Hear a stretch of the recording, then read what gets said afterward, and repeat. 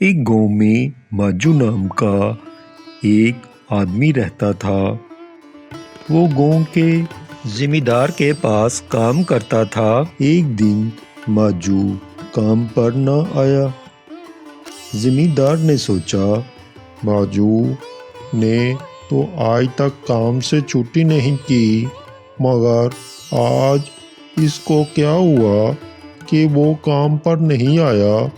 مجھے ضرور اس کی تنخواہ میں کچھ اضافہ کر دینا چاہیے تاکہ وہ اور دل لگا کر کام کرے اور آئندہ کام سے غائب نہ ہو، چھٹی نہ کرے۔ اگلے دن ذمہ دار نے اس کی تنخواہ سے زیادہ ماجو کو پیسے دیے، جو ماجو نے خاموشی سے رکھ لیے۔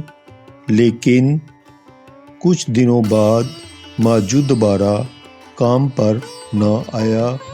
اس پر جاگیردار کو بہت غصہ آیا۔ میں نے ماجو کی تنخواہ میں اضافہ کیا تاکہ وہ کام سے چھٹی نہ کرے، لیکن اس نے دوبارہ کام سے چھٹیاں شروع کر دی ہیں۔ اب میں اس کی تنخواہ میں اضافہ ختم کر دوں گا اور اس کو پہلے والی ہی تنخواہ دوں گا۔ جاگیردار نے ماجو کو پہلے جتنی تنخواہ ہی دی اور ماجو نے وہ خاموشی سے رکھ لی اور کوئی بات نہ کی۔ ذمہ دار یہ دیکھ کر حیران ہوا اور ماجو سے کہنے لگا، ماجو، جب میں نے تنخواہ میں اضافہ کیا تو تم خاموش رہے، اور جب میں نے تنخواہ کم کر دی تو تم پھر بھی خاموش رہے۔ آخر کیوں؟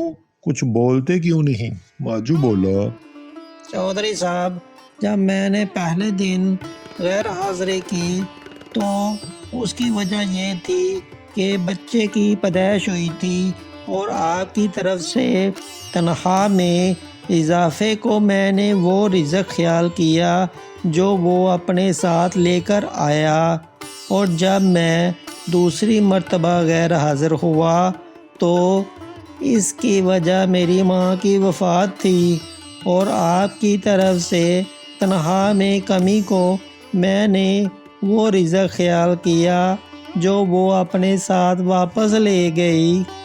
چودھری صاحب، پھر میں اس رزق کی خاطر کیوں پریشان ہوں جس کا ذمہ خود اللہ نے اٹھایا ہوا ہے؟